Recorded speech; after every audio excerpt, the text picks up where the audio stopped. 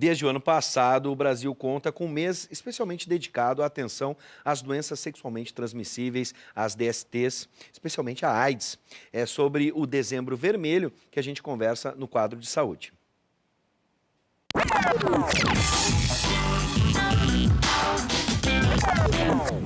Com a gente, a médica sanitarista e professora da Escola de Saúde da Unicinos, professora Maria Letícia Iqueda. Seja bem-vinda. Muito obrigada. Bom, vamos... Em primeiro lugar, durante muitos anos, a gente vem reportando aqui que o Rio Grande do Sul, em especial Porto Alegre, lideravam o ranking, né, da AIDS, o ranking nacional de AIDS. Esses números vêm caindo, infelizmente a gente ainda lidera esse ranking? Nós ainda estamos numa posição bem desconfortável de liderança desse ranking. Porto Alegre e região metropolitana, eles contribuem significativamente com os índices de epidemia no Brasil, mas vem caindo. Felizmente, a gente tem essa boa notícia, né, de queda, tanto nos índices de infecção, quanto no índice de mortalidade, que é também uma coisa que nos preocupa significativamente. Bom, a gente imagina, porque é uma doença, como a gente acabou de ver na reportagem, que mata, e é extremamente importante a prevenção. Mas por que esses números aqui na nossa região, eles são números alarmantes? Por que o gaúcho e o porto-alegrense não estava se prevenindo? Nós temos algumas hipóteses não confirmadas, né, sobre as razões. Assim. Em primeiro lugar, a gente tem que ter em mente que a AIDS não é exclusivamente uma doença em decorrência de um vírus, né? Existem vários fatores contextuais que contribuem para que as pessoas se infectem pelo HIV. E o Rio Grande do Sul, por muito tempo, né, levou muito tempo a aderir, por exemplo, à testagem rápida do HIV. Nós fomos o último estado do país que aderiu ao teste rápido enquanto uma ferramenta de diagnóstico. E a gente sabe atualmente que as pessoas que são diagnosticadas mais precocemente, que começam a se tratar e que chegam à carga viral indetectável, que é o nosso objetivo de tratamento, essas pessoas deixam de transmitir. Diminui tanto significativamente a taxa de transmissão que a gente diz que pessoas que estão indetectáveis são intransmissíveis. Então, como o nosso estado adere mais tarde a essa proposta de diagnóstico, a gente acredita que isso tenha contribuído para termos pessoas por mais tempo infectadas e infectando. Isso é uma questão, né? Existem questões relacionadas às diversas vulnerabilidades a que as pessoas estão sujeitas, como as vulnerabilidades sociais. Então, nós observamos que as pessoas têm dificuldade de acesso ao sistema de saúde, isso é uma vulnerabilidade. Questões programáticas, né? O próprio sistema de saúde ainda muito, até bem pouco tempo, centrado em serviços especializados, em que uma pessoa, para ter acesso a um diagnóstico, para ter acesso a um tratamento, ela só conseguiria depois de chegar no nível secundário de atenção à saúde, quando a atenção primária, né, que é a atenção básica à saúde, é o lugar do sistema de saúde que deve ordenar o cuidado com as pessoas, é o que está mais capilarizado nas comunidades, né? A estratégia de saúde da família, as UBS, é o que está dentro da comunidade. Então, é onde as pessoas têm que ter o mais fácil acesso, e o Rio Grande do Sul demorou para estar com esse acesso na rede de atenção para HIV. Isso pode ter contribuído. Existem questões comportamentais que ainda não estão bem elucidadas, e a Secretaria Estadual de Saúde está encaminhando, através de alguns mecanismos de pesquisa, a realização da nossa PCAP regional, que é a pesquisa de conhecimentos, atitudes e práticas das pessoas do Rio Grande do Sul. Vai ser um grande estudo, onde nós vamos realmente poder olhar para o Rio Grande do Sul e dizer assim, o gaúcho é mais ou menos machista, porque se fala muito disso, mas não se tem comprovação, né? As pessoas usam mais ou menos camisinha, quais são as razões pelas quais não usam, que conhecimentos as pessoas detêm a respeito da infecção pelo HIV, o quanto elas estão apropriadas, porque assim, a gente que é sanitarista, a gente do movimento sanitário sabe que a prevenção é o melhor e a melhor forma de prevenção é a educação, é a informação.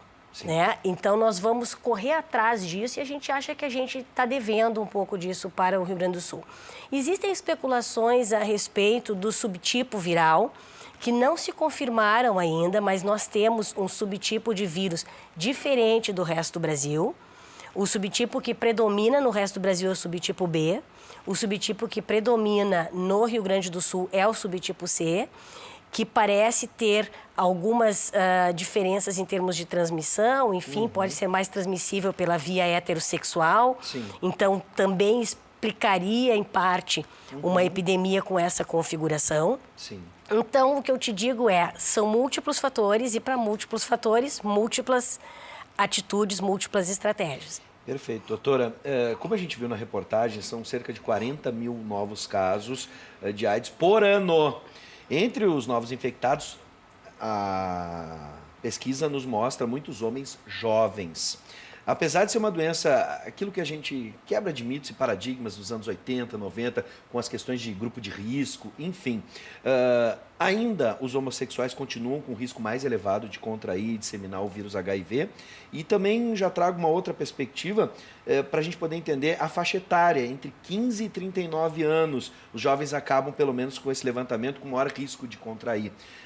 Vamos entender esses recortes da pesquisa. Esses mitos, por exemplo, homossexuais ainda são considerados, entre aspas, grupo de risco?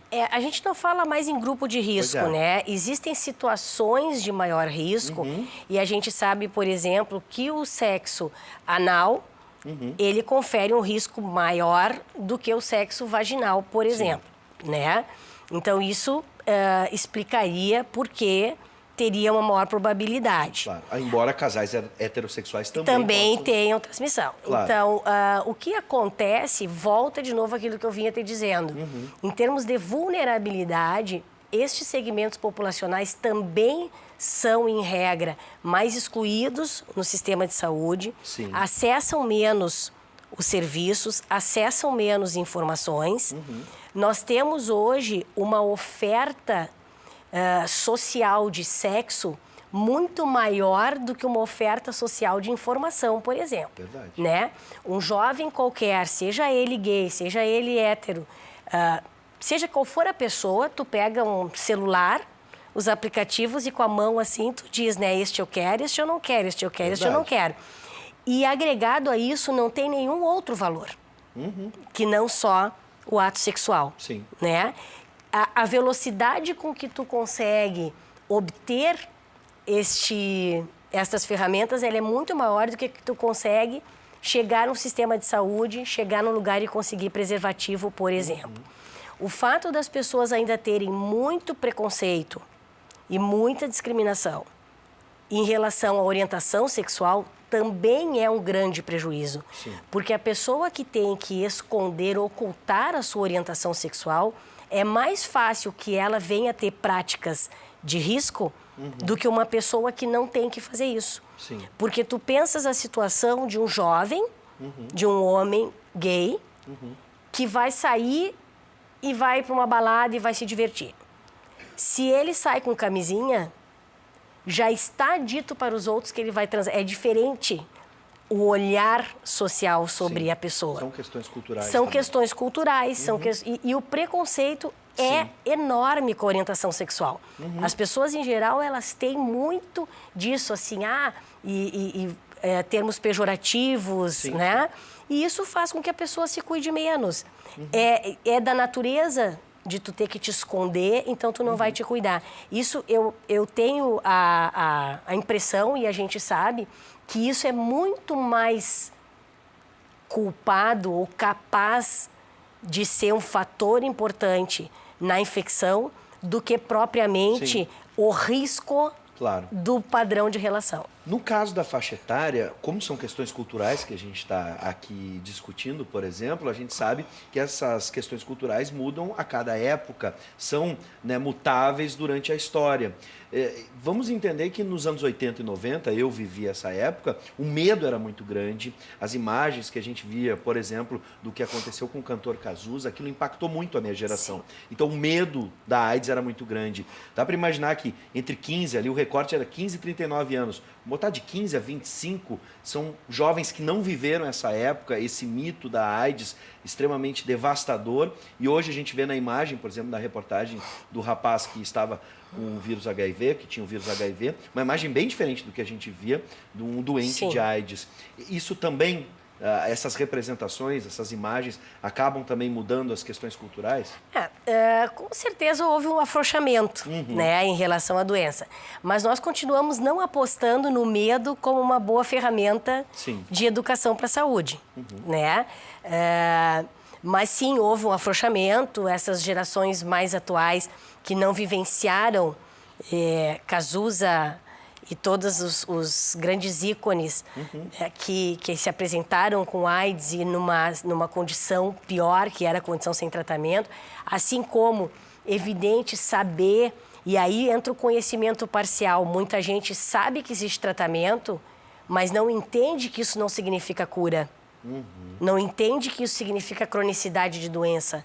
Não entende que é tomar para sempre, que pode ter eventos adversos, como bem diz, né? Aquele Sim. moço que vive com HIV.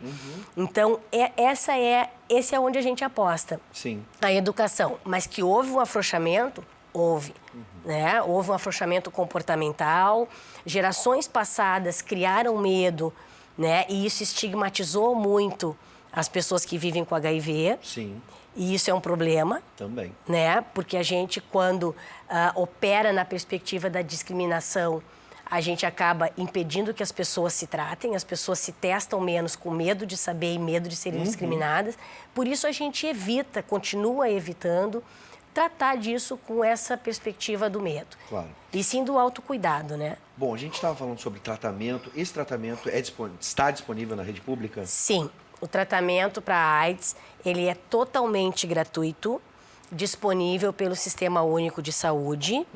Em cada município existe uma organização desse sistema, mas todos os municípios do país contam com esse tratamento. Alguns locais a gente já tem implantado na rede básica de saúde. Então, existe no Rio Grande do Sul uma linha de cuidado para as pessoas que vivem com HIV. Então, Sim. quando uma pessoa é diagnosticada, a gente faz um estadiamento e, conforme a condição clínica e algumas condições relacionadas às vulnerabilidades da pessoa, a presença de outras co-infecções, ela vai ter uma destinação. Ou ela vai ser cuidada na atenção primária, atenção básica, no posto de saúde, ou ela vai ser referenciada para um serviço especializado. Alguns municípios ainda não estão com a linha de cuidado implantada, mas têm serviços especializados e serviços de referência onde a pessoa vai ser direcionada. Bom, doutora, para encerrar, eu tenho pouco tempo, mas eu não posso deixar passar que existem outras DSTs, como sífilis, herpes e principalmente o HPV. Algumas delas a gente sabe que com o uso da camisinha, né, principalmente todas elas com o uso da camisinha, a gente pode evitar. Mas no caso do HPV, tem surgido as vacinas, Isso. campanhas de vacinação. Isso. É importante a gente falar sobre elas rapidamente, especialmente do HPV. A vacinação não exclui o uso do preservativo? Não, a vacinação não exclui o uso do preservativo, porque a vacina ela é específica, né? Então, nós temos no campo das ISTs a vacina para o HPV e para a hepatite B, Sim. que também é uma IST e que é importante, né? Cada vacina é para cada doença. Sim. Então, não exclui o uso da camisinha, porque tu pode te infectares por outra dessas doenças. As vacinas têm que ter completado o seu esquema vacinal. Sim. Houve a grande campanha da vacinação do HPV, que em alguns locais, quando iniciou na primeira dose, fizeram na escola, foi autorização, todo mundo fez a primeira dose e a segunda já não repetiu. Então, é super importante que as pessoas entendam que tem que completar. A mesma coisa para a hepatite B. E a grande prevenção para todas elas é o preservativo, né? E eu quero ressaltar aqui que no que diz respeito ao HIV, nós temos ainda a profilaxia pós-exposição, que é a PEP, que foi falado na matéria. Sim. Então, após uma exposição, o que é uma exposição? É relação desprotegida, seja ela por violência, seja ela consentida, seja ela por estourar a camisinha. Até 72 horas, a pessoa pode se dirigir a uma das portas de entrada do sistema, na maioria dos lugares são as UPAs, os serviços de emergência, e dizer o que aconteceu vai ser submetido a um teste para ver se já não é infectado e vai receber esse remédio que não é pílula do dia seguinte, porque são os 28 próximos dias da vida. Sim. Não é tão fácil. E nós temos também a PrEP, que é a profilaxia pré-exposição. Então, é importante que as pessoas acessem, dá para acessar pela Secretaria de Saúde, né? Secretaria Estadual de Saúde, entra lá no sistema, na página, vai ter essas informações. E na página do Ministério da Saúde também, o www.aids.gov.br, tem todos os locais que tem PrEP, PEP, testagem no Brasil. Bom, eu quero agradecer a presença, por aceitar o nosso convite, da doutora Maria Letícia Ikeda. Seja sempre bem-vinda. Obrigada. E que este dezembro vermelho, sirva agora para todos os outros meses do ano. Lembrando que o carnaval está chegando e aqui no Brasil a gente ainda tem essa cultura de oba-oba. Isso não pode acontecer nunca mais. A gente está nessa luta junto com a senhora. Seja sempre bem-vinda, Bom, doutora. muito obrigada por estar aqui.